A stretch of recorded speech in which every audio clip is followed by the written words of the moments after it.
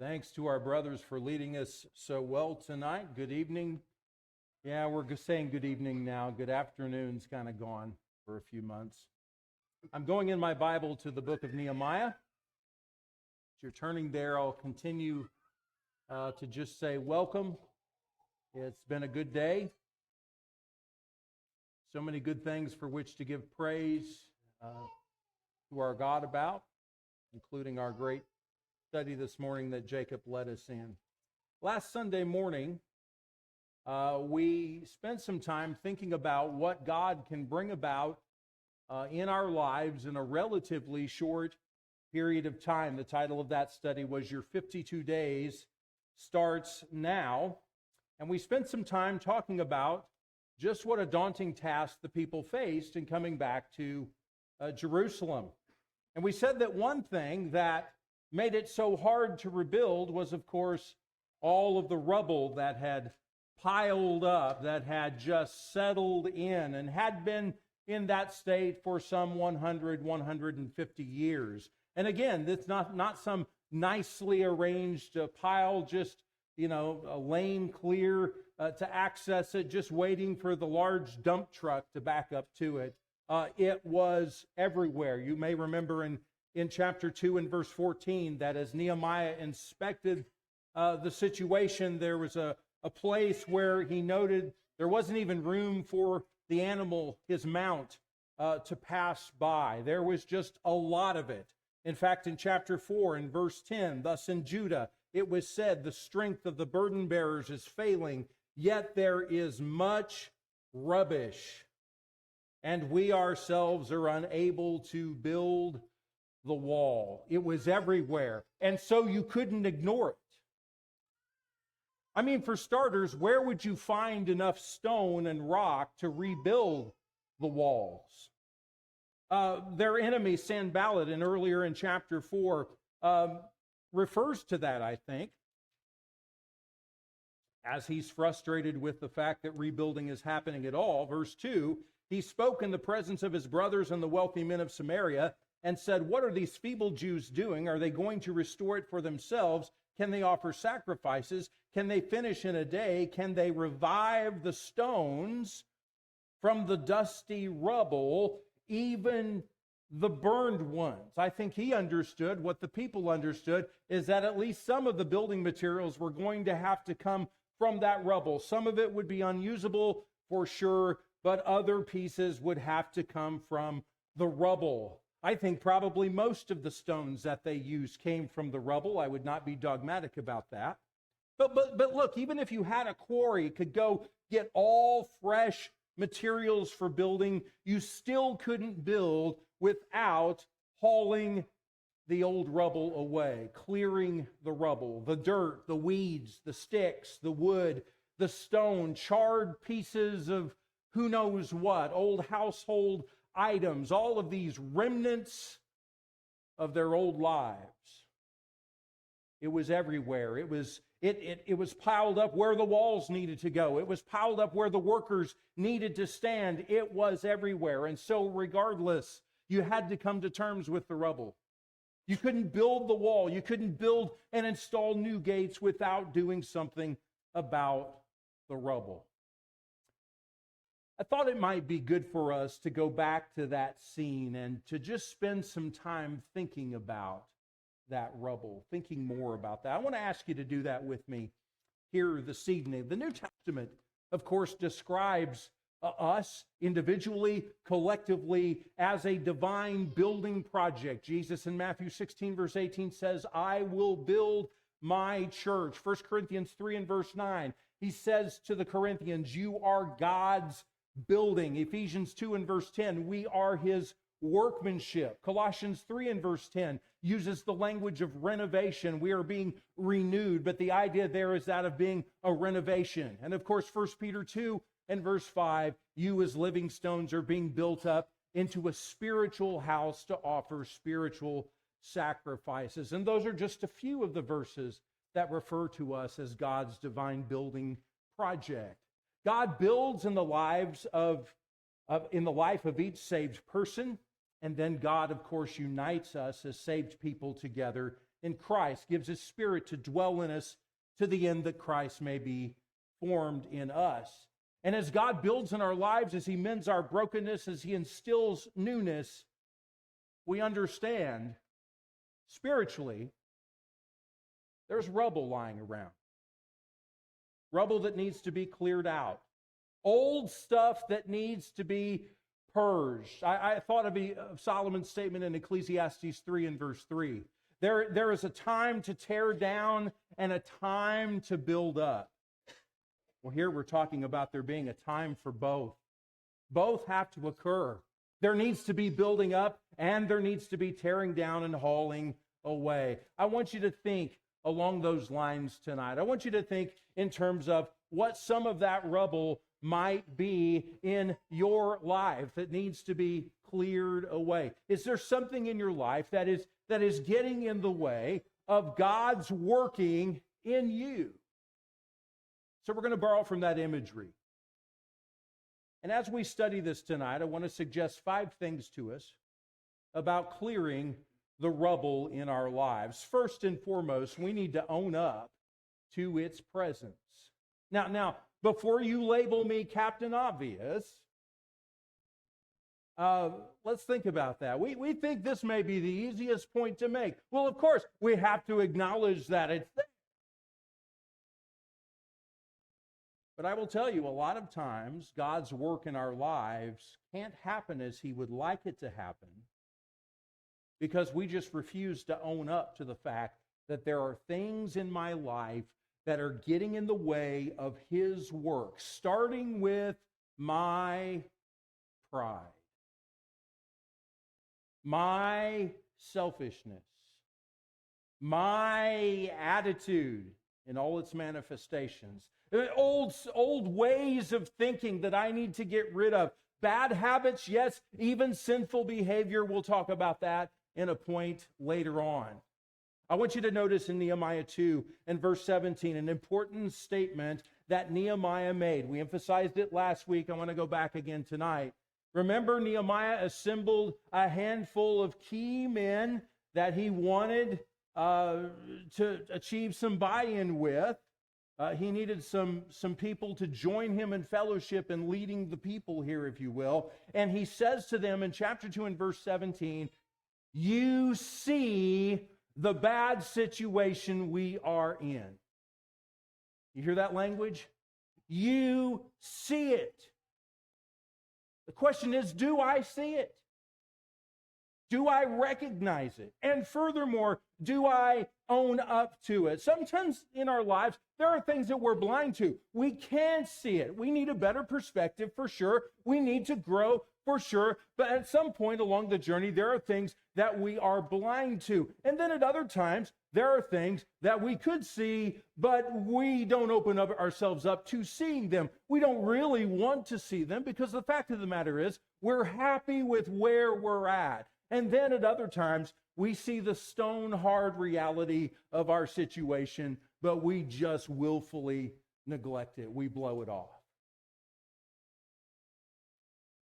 I'm asking us tonight, is there something in your life or in mine that I could see but don't? Or do see but refuse to own up to? I'll let you ponder that while I hydrate. Maybe it's a grudge. A grudge I just refuse to own. Some bad feelings that I'm struggling with. I'm having a hard time getting past them. And it's holding me back from being active in the kingdom.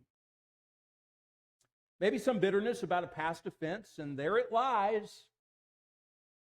And it's been there a while. It's settled in. The rain has has deposited mud into the cracks. The weeds are beginning to sprout up, impeding the work of God, getting in the way maybe of developing some deeper friendships in the Lord because, listen, the hurt is real, but it's also getting in the way of God's purpose. Maybe I had a role in that conflict that I won't own up to. Maybe I don't. But now I'm at a place where I just refuse to consider, refuse to see that that my bitterness about all that is hurting myself. It's hurting the kingdom. Again, maybe it's my own self-centeredness. I think one of the questions I asked last week was could I become a better manager of my money in the next 52 days? I don't have to think very hard. Yes, I could. But is my self-centeredness getting in the way? Are my spending habits? Am I open to the possibility? Have I owned up to the possibility that my spending habits are making it very hard to become a better manager of my money? Maybe it's just my fascination with fun. Maybe it's not an issue of money. Maybe it is robbing me of other things. Maybe it's robbing me of time with my family, robbing me of me and my family, yes, of money that could have been used for more productive ends, even spiritual ends. Maybe it's worry that I refuse to recognize as being that which hinders my growth. Remember in Luke 8 and verse 14, I'm thinking of the thorns, and I tried to say 14 and thorns at the same time. Don't do that. It doesn't work. But remember in Luke 8, the parable of the sower, what did the thorns do? They choke out the word. What does that symbolize? What does that represent? The cares of this life. Maybe, thinking about Jacob's lesson this morning, another possible application, maybe it's my vanity. And listen, guys struggle with vanity, don't we? You ever see someone that surrounds himself with all the expensive things he's bought? That's a vanity problem. He wants you to know something about him. Maybe that's me. Maybe I'm in love with earthly status, the acknowledgement, the recognition from people. Maybe it's wealth, whatever it is, it's getting in the way. Maybe it's my trust of a certain individual in my life who has my ear. But there's a problem. Their counsel, more often than not, runs contrary to the Lord's counsel. And that's getting in the way. We can't clear out what's holding us back until we acknowledge it's there in the first place. That's the simple point. But as we've seen, when we start to reflect on this, it isn't quite so simple, is it? The size of the problem then becomes very apparent. But I will tell you one thing that will help us is to continue to draw close to the Lord. There is such a cleansing effect on our perspective when we do that. All of our excuses start to melt away as we continue to seek His help and His will and His wisdom in being able to see the rubble in our hearts. How many of you, no show of hands, have ever learned you didn't realize how much stuff was in the air until you just pulled the shades one morning and the sun shined through the window and you see the dust in the air? Think, oh, well, that's why I have to dust every half hour. You see, the light gives us perspective on what's really there, and the light of God can give us perspective about the junk in our lives. That's the power of the light of Christ. So we need to own its presence. Another thing that can help us to clear the rubble is obviously, now stick with me on this point, I'm going to say remove what you can. And the implication is that there may be things I can't. And if that's what you're thinking, that's exactly where I'm going. But let me start with this. Once you own up to the rubble being there, it's time then to do something about it, to start to chip away, to dig out, to seek with God's help, to start to process, to start to get rid of the rubble. Now, I say remove what you can because, listen, there are things in our lives we're never going to get rid of.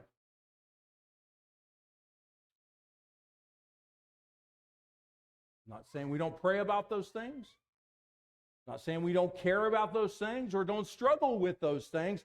But the truth is there are going to be some things that we will never get rid of. Painful memories.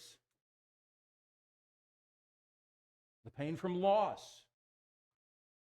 Consequences from the past. And we'll touch on some of those in the next point.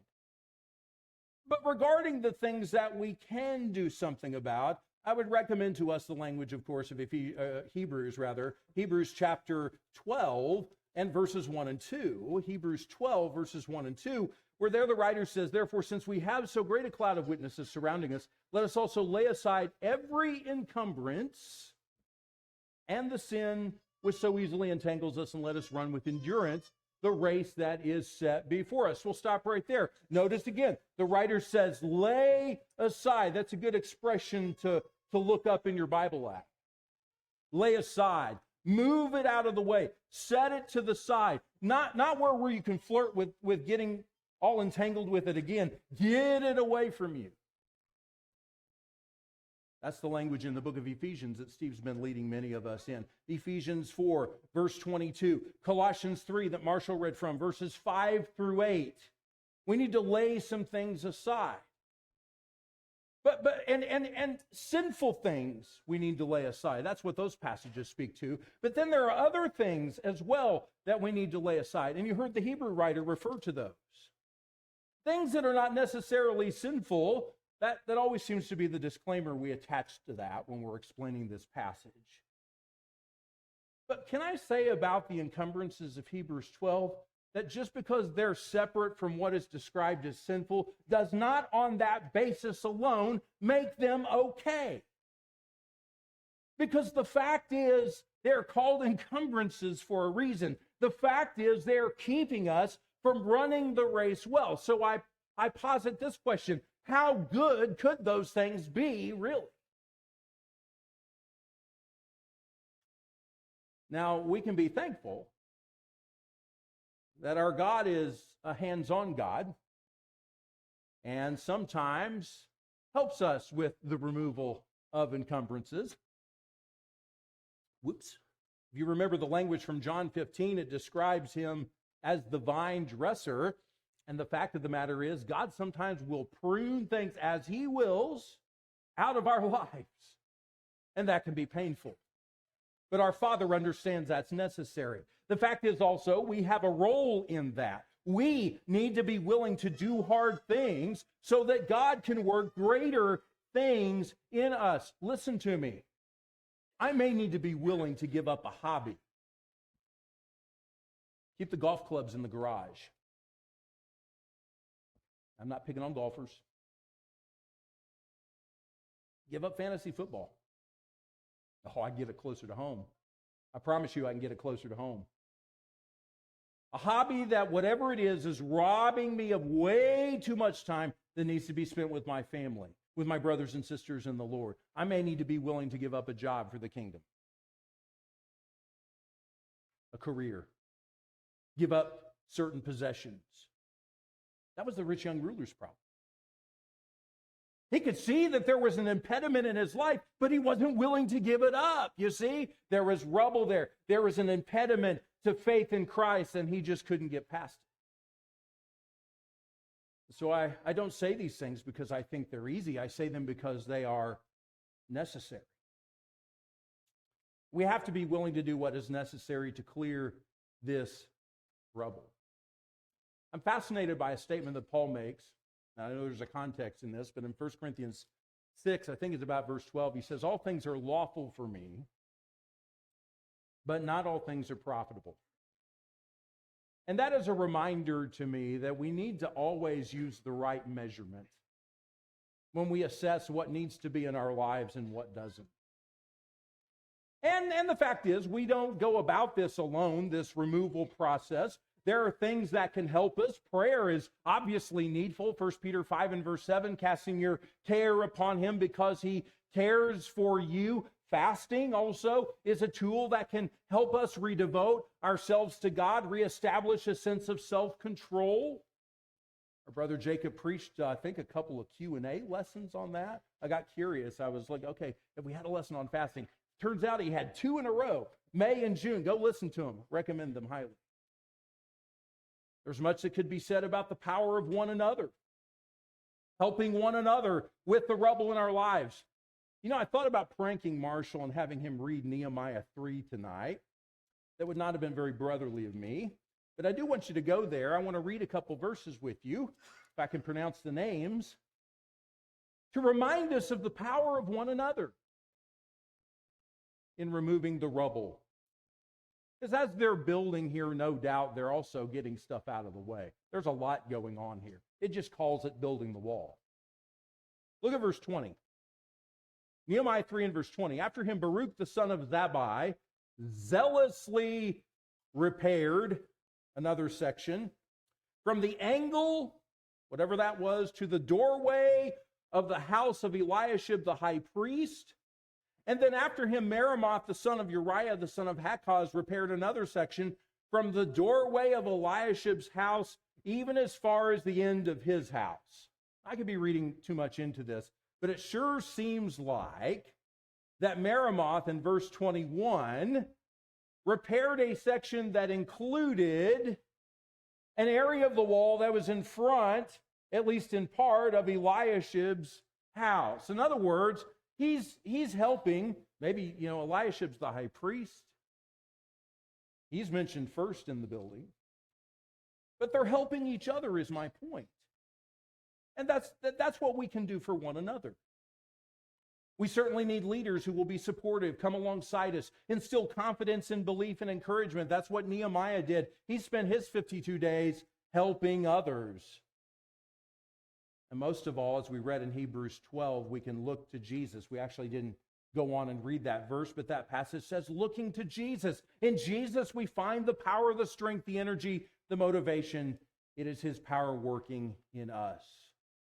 But then someone asked, well, what if there are things, you said earlier, Mark, there are things that I can't remove from my life. They're going to stay there. My prayers about them will go unanswered. My family situation, my memories of failures of past hurt, things that I can't leave behind me, they are things that I have to move forward with. What about those? How do I deal with the presence of those? Let me phrase it this way. I think that we need to entrust that to God. That seems like a cop-out, but listen, you have a better way of putting that? One word that you hear a lot in home renovations is the word repurposing. We shall blame HGTV for that. You take an old door and you cut it up certain sizes. You have to plane it all first, sand it down, and you can convert it to a nice coffee table. I'm just sure there are some YouTube videos that can show you how to do that. Listen, God, and listen carefully, God can repurpose our rubble.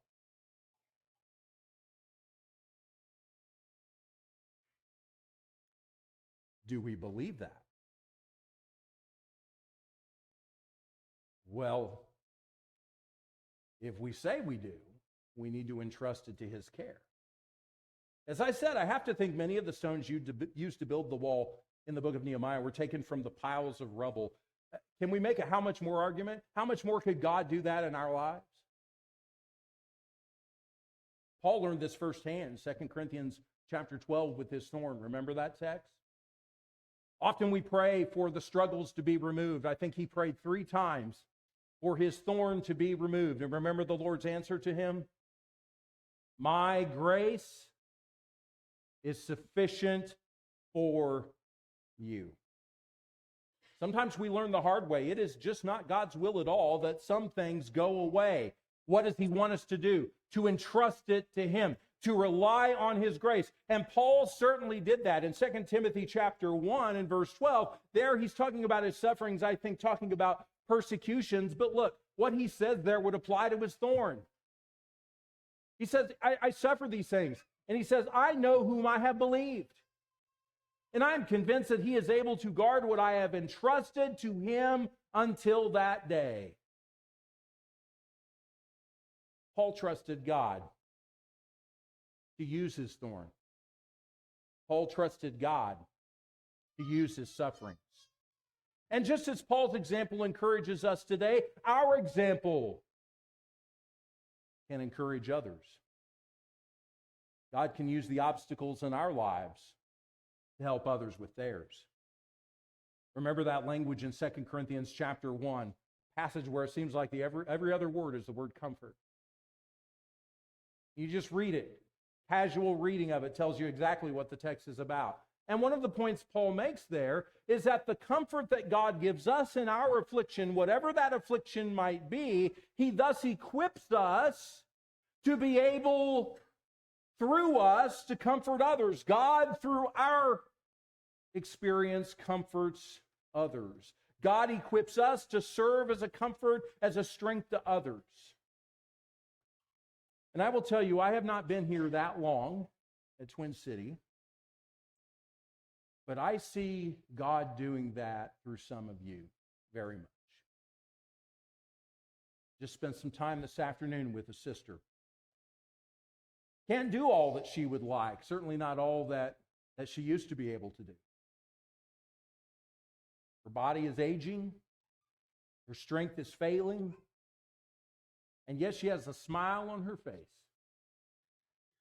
because she has just entrusted that to God. And it's provided her with an opportunity to project optimism in suffering. It's presented an opportunity for her to show others what the hope of heaven really looks like. And what a blessing that is. Our heartaches and troubles, our daily frustrations, serve to make us who we are today. And what I'm saying is that God can use that. He can use our griefs to instill in us a capacity for a greater capacity for empathy than others. He can use our struggles to give us insight about how to overcome.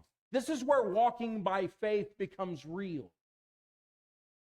And we all have something to overcome. So let's remove what we can and entrust the rest to God. And then I think the next thing that we need to say is that then we need to fill the void. And fill the void not just with anything, but fill the void with good. Here's the picture of what I see in Nehemiah's time. There were some who would dig through the rubble to find usable stones, other materials perhaps. And then once a pile had been sorted and there's nothing else usable in there, then some others would come along and serve as burden bearers to haul all of that unusable portion away. And then there were others, like in Nehemiah 3, who were tasked with the building of the wall. I certainly can't prove that's exactly how the division of labors went. But then, of course, there were the measures put in place to protect against enemy invasion. Here's why I mention all of that. They didn't just busy themselves with removing rubble, obviously. They busied themselves in parallel path with building up, even while they were taking out. And I think there's something in that to learn from for our lives.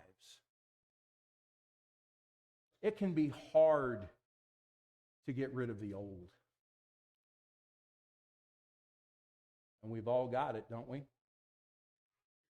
But I will tell you, there's something that can help us as we begin to clear things out of our lives that really don't belong. What's the point say? We need to fill the void. Fill the void with good things. You'll notice that in the passages, Ephesians 4, Colossians 3, that the putting off is always followed by what? The putting on. In 2 Timothy 2 and verse 22, but flee youthful lusts. And then he says, and pursue righteousness, etc. 1 Peter 2, verses 1 and 2, lay aside malice, etc., etc. And then, like newborn babies, long for the pure milk of the word so that by it you may grow. You see, the old comes out and the new comes in. Philippians 4, verse 8, think on these things. Romans 13 and verse 12, the night is almost gone, the day is near, therefore let us lay aside the deeds of darkness and put on the armor of life. And so when we put off the old, we need to bring in new. When we take out the rubble, we need to build up. When we lay aside old friendships, we need to seek new ones. New associations. Again, Nehemiah 3 and verse 20, that expression, zealously prepared. Now, we could have a discussion, be a pretty good discussion among us, especially if it wasn't just me doing the talking,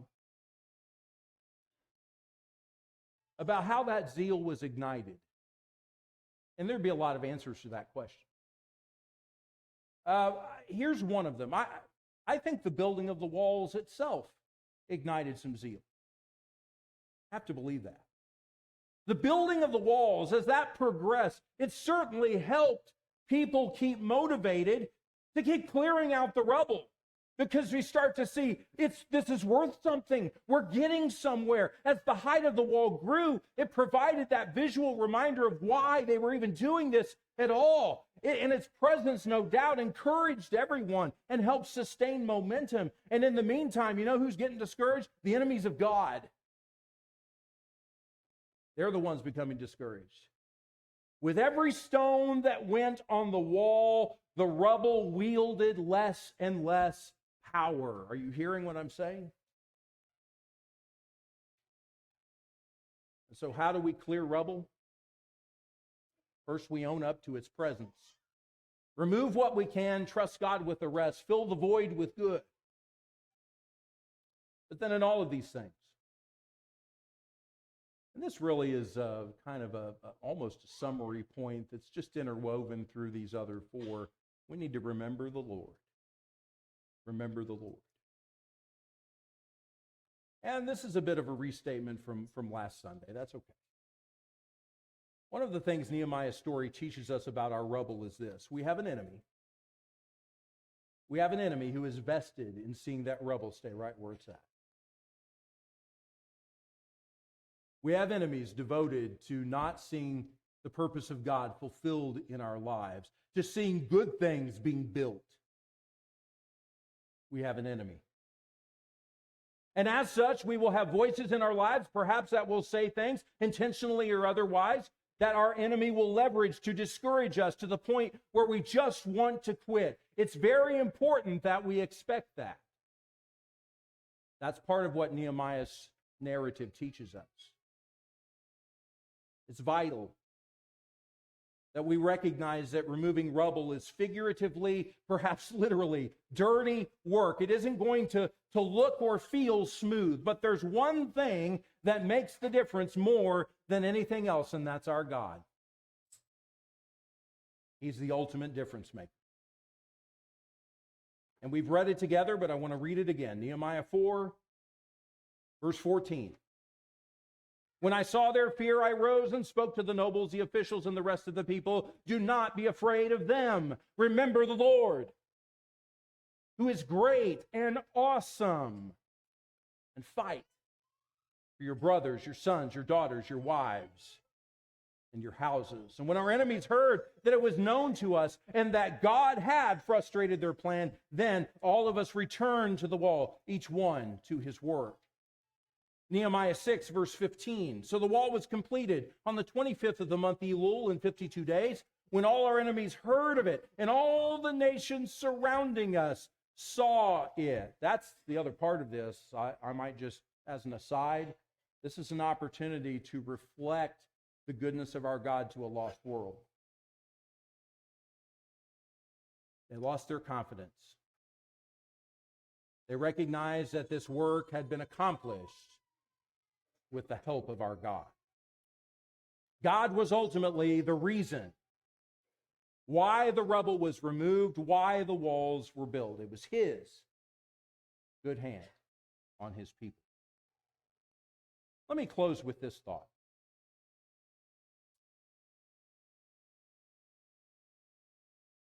I think our God knows a thing or two.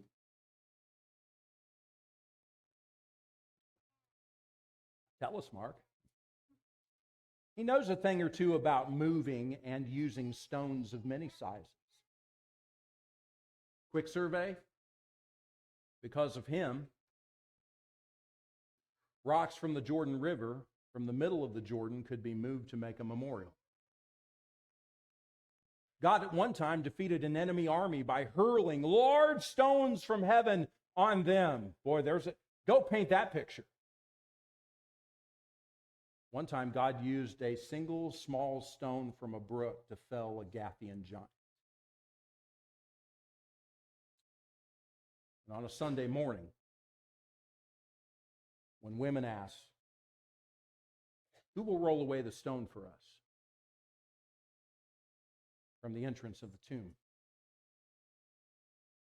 they discovered that God had already removed it.